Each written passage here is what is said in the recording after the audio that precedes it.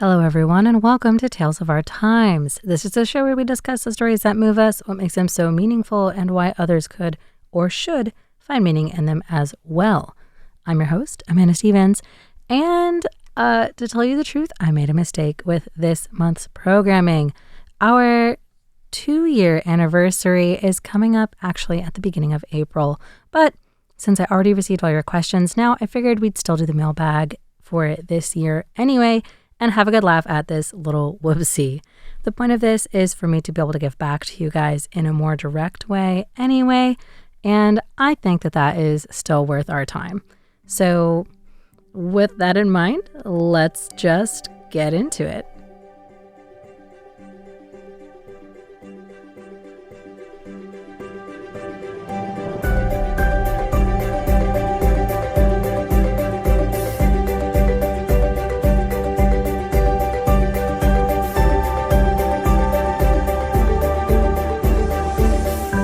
Hello, everyone, and welcome to Tales of Our Time. This is a show where we discuss the stories that move us. We've already done that. So this week, we are doing a mailbag episode. This is to celebrate our soon-to-be 2-year anniversary, and I'll be taking a look at the questions that I've received from friends, from listeners, RTI fans, as well as some FAQs that I've just received a lot over the last year, maybe even like year and a half. And trying to answer those to the best of my ability so that you guys can get some more information about me and about the show. We'll be back to our regular format next week, although we will have a brand new theme for March, though I'll give you some more about that at the end of this episode. For today, the topics that I'll be covering will include some Tales production, some changes that happened between the first and second year of our show, and maybe a little bit more about what you can look forward to coming up in what is going to be our third year for the rest of 2025. There's also going to be a couple of personal grab bag questions at the end that I received as like a host or somebody who's running this show.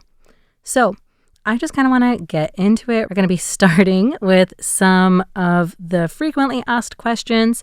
These are usually about show production, but sometimes they're about little changes that have been made. So let's get started with number 1, which is how long does it take to produce an episode of Tales of Our Time? So the recording for each episode, this is broken up into like recording time and editing time. The recording time for each episode varies now between 22 to 28 minutes on average for one episode. I try to keep it between 22 to 28 because hopefully like it will be easier to edit it out and it gives me a little bit of wiggle room to cut out pronunciations or repetition. But then when it comes to editing, each episode takes a little bit longer than that. Also, of course, this depends on how long the original recording is. If the episodes were around 20 minutes, maybe even like 21, it can be as fast as half an hour to edit. But for much longer or more complicated stories, it can take me as long as like 2 to 2.5 hours to edit like a 28-minute recording. So I guess the average time is probably like an hour to an hour and a half per episode. That even includes these episodes where I don't have a guest and it's just myself. That recording time stays pretty much consistent. So on to the next question. Why weren't there any more 2-part episodes in season 2? This is another FAQ I got a couple of times this year actually, but to be honest, it was because of your listener feedback that I decided to can the 2-part episodes for the most part.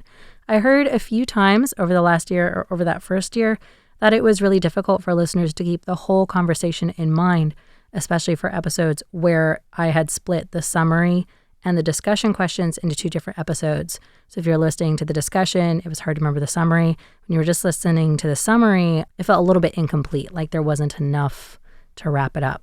So it really only made sense if you were able to listen to them back to back, which isn't possible on the radio. And even after the show was released on streaming, which was great, you would have to wait a whole week to hear the whole conversation together. And just like hearing from listeners that it always felt like something was missing, I decided to kind of cut that. Instead, what I decided to do was to try to focus more on the themed months that we had a few more of in this second year, so that way we could explore more topics in depth, which I think has been working out so far, and I really like it a lot. It's something we'll be doing more in the next year as well. It also led to me no longer covering an entire series because these longer stories are really kind of just impossible to fit into a 20-minute show. So far, I think the change has led to a much better flow. You guys can always let me know if you agree with that. But that's what happened to the 2-part discussions. Speaking of editing, another question that I get a lot is, what's something that happens behind the scenes that doesn't make it into the episode? And maybe it wasn't worded exactly that way, but like, what do you end up cutting out the most? Things like this. And not a lot of like substance gets cut out, but to be honest, a lot of the show's banter does. One of the guiding ideas that I had behind creating the show was that I wanted it to feel like talking with friends about a movie that you all just watched. So something informed, but not overly formal, which is really how most of the recordings go. I think that there's a really good feeling. It does feel very much like a friendly conversation. I end up leaving a lot of anecdotes on the cutting room floor, though, so to speak. But I don't want people to stop sharing them. I just wish that I could include more of them in every episode. I also tend to prioritize my guests in my discussions. So the second thing that I cut, if somebody's said a personal story or if we've had a good bit or a joke going throughout that doesn't make it, the next thing that gets cut is probably my own point or my own voice, because I'm much more interested in what my guests have to hear rather than my own summations of it. That being said, I have considered doing an episode about that's just a supercut of all of the anecdotes and other fun jokes that never make it into an episode. If this is something that you guys are interested in, I'd be happy to explore it more in 2025. But in the meantime, you'll just have to take my word that my guests are even funnier and more insightful than makes it into a regular episode. And this is the last FAQ that I have for today, which is, are there any stories that you wouldn't feature on your show? Or are there any topics that you consider off limits? I don't have any books that are on a blacklist or like a banned books, banned movies kind of list, but I do have a series of rules for stories that I feature. I don't think it's something that I've ever said on air before because it's a little bit more behind the curtain, so to speak. But those rules are that we have to be able to discuss a story in a radio appropriate manner. The content doesn't have to necessarily be family friendly, but we should be able to have a family friendly discussion about it, right? Number 2, stories should be currently available in some form. So that way, if you guys hear a story and you're interested, you can go read, watch, play it like that. Number 3, there should be a narrative to the story and it should be fiction of some kind. And then in this new year, no more series, or if you do pick a series like a TV show or a series of books or even a comic run, I'd like for you to pick a single episode or book or a short narrative like a single short story from a collection rather than the whole entire series because it won't fit into the episode. The one rule that causes the most friction is the rule about only featuring fictional stories. So this is why we haven't really featured any nonfiction books here. My whole point of this show is kind of to focus that spotlight on fictional stories and the meaning we make out of them, rather than nonfiction stories in which the meaning is really overt. And in most times, they're telling you what to think or feel or what kind of questions to ask. I also won't do straight up biographies or autobiographies. And the reason is because I want to encourage people to think critically about stories and writing and what they may have to say and how they can reflect those times that we live in now. And I think that if something is just a real telling of a real person's life, it becomes a lot harder to discuss a story's value because it kind of is like discussing that person's value, which is something that I'm not interested in doing on the show. I think it gets sticky really fast, but with fiction and even realistic fiction or a fictionalized book based on real events, which we have done before, I feel like it opens up similar doors to discuss events and people without having to litigate somebody's personal value. So topics and specific stories that I wouldn't feature, those don't really exist, but at least for the time being, there will not be any nonfiction books on the roster and no biographies or autobiographies. And that wraps up all of the FAQs. So I'm going to transition into some listener submitted questions. These are presented in no particular order. And I won't give any names this time because nobody really said they were comfortable with that, which is totally fine. So the first question I got from a listener in Taiwan was, what is a favorite genre of book that you don't get to talk about very often? When it comes to like a favorite genre of mine, I think the most honest answer would be something that's myths, legends, or even fairy tales. It's something that I talk about a lot, but folklore in general was and continues to be a huge area of study for me, both in school and now as a working adult in media. I just think there's a lot of different angles, and I love studying those stories and what they can say about us, or even taking a deep dive into a certain aspect of stories. Like one example might be the figure of the big bad wolf, which appears in many different fairy tales or other legend-like stories, and what that could be a metaphor for. But these stories don't often make it either as flashy media productions or as somebody's most memorable story. So I guess now that I think about it, another genre that I love, I don't get to talk about very often, would be horror. I really love the kind of punchy nature of these stories. I think that it is something that's a lot more difficult than it gets credit for. But since Michelle and I are still planning to bring back the Fall Freakout this October, I guess that I really have found an outlet for that. Still, these are two huge areas of interest to me. So if you guys would ever like a mythology, a fairy tale, or a horror theme, even just like a one episode zoom in, please let me know. Your feedback does drive a lot of my programming decisions. And I think now it's time to move on to the next question from another listener in Taiwan, which is asking, personally, do you have a top 10 list of impactful media? If so, is that yearly, and like what is on that? So thank you, Taiwan listener.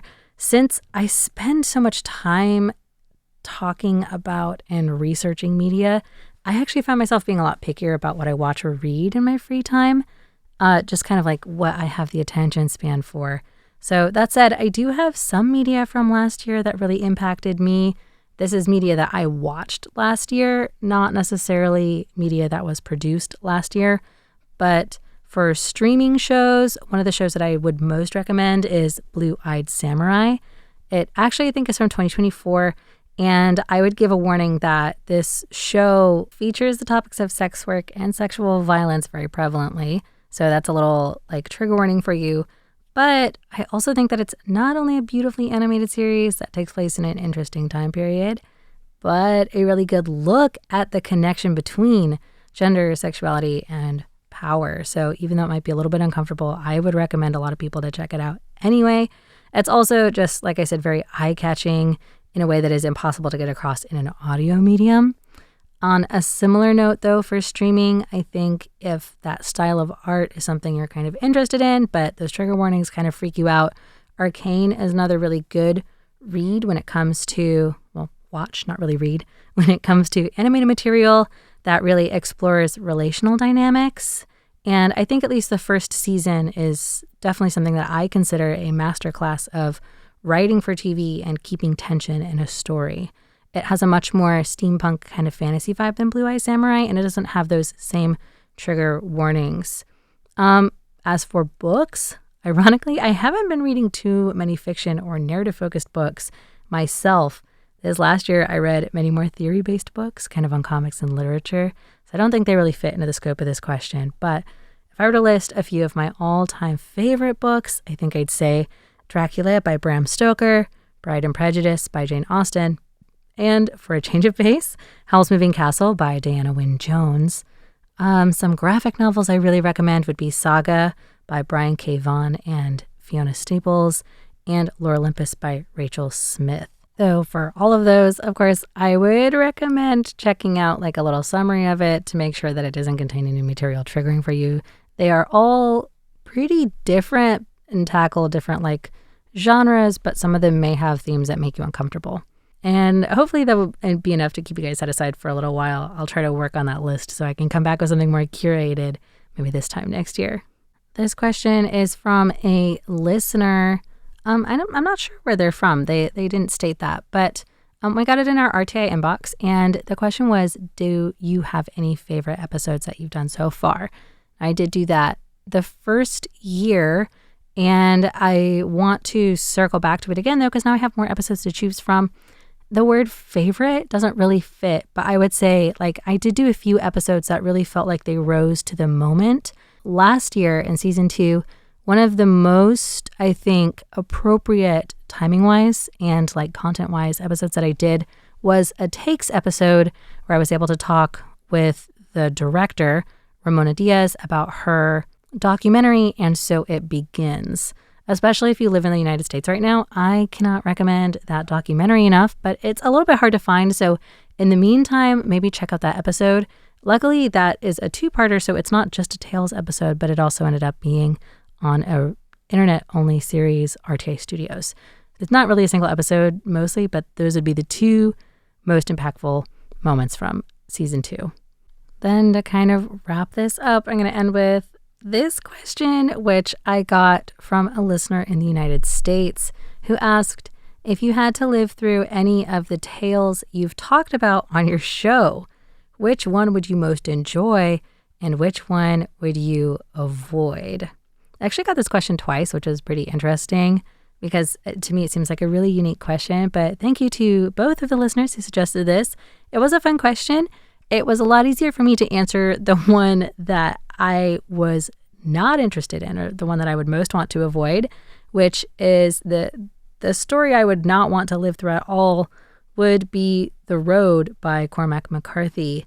This is a story, if you forgot what that was about, I talked about that with Kyle Swain, I think in the end of the first season. And it is a story that takes place in a post-apocalyptic world like this Earth, following an undefined world-ending event that is implied to have been kind of like a nuclear fallout, but nothing is ever confirmed. In this world, nothing grows. There are no animals that live still. There are only humans, and the only humans that you're likely to find are cruel, and if the best case scenario is probably that they're thieves, and the worst case scenario is that they are cannibal creeps. And the only way that you can live is by scrounging or, again, cannibalizing others, so I would take a pass on that one for sure. As for the story that I would most want to live in, it's also kind of hard because most of these protagonists are facing a very big problem, or if they live in our world, it's usually like a problematic relationship. Based on what I said before, it might not be a surprise. I think the world I would most like to live in, or the story I most would like to live through, would be Howl's Moving Castle, just based on the ones that we've talked about here. I might also do Avatar: The Last Airbender, but I would only really want to live in that world, I think, post-war. Actually, both of those stories have kind of a big war in the middle, so harder to pick the one I would rather live in, but I think I'm going to stick with Howl's Moving Castle. Not a huge fan of having to go through all the problems that Sophie does, but relatively compared to everything else that I've had to cover, I think that would be the most preferable. And that's unfortunately all that we have time for today. Thank you to everyone who sent in a question. I hope that I was able to answer them to a satisfactory point for you. Of course, if you have other questions that you'd like answered, you can always message me at stepha@rti.org.tw. And if you're worried because you couldn't write that down, the good news is that it's on rti.com on the show page. I love receiving questions or suggestions for takes episodes from you guys, even stories to cover, or questions that you have about literature. That can be anything like books, movies, anything like that. One goal I've always had for this show is to encourage listeners to kind of demystify that idea of literature and just open the door to those types of discussions and show that everybody has an opinion. And hopefully to make some of these terms from like the culture critic scene a little more approachable. Your questions and your feedback are what help me know if I'm going in the right direction. So on that note, I do want to say thank you again to all of you listeners out there. It's amazing that we almost made it to 2 full years, and I can't believe we're starting a third. It would not be possible without all of your support and your listenership, and it also wouldn't be nearly as much fun. So of course, from the bottom of my heart, I want to say thank you. As for next week, we'll be starting up this month's theme, which I haven't really come up with a name for it yet. It might be Meh March. We'll have to see. And it's going to be all about stories that we love, even though we know that they're bad for whatever reason that may be. I hope you guys are looking forward to it as much as I am. And until then, and in the next season, I'll see you next time.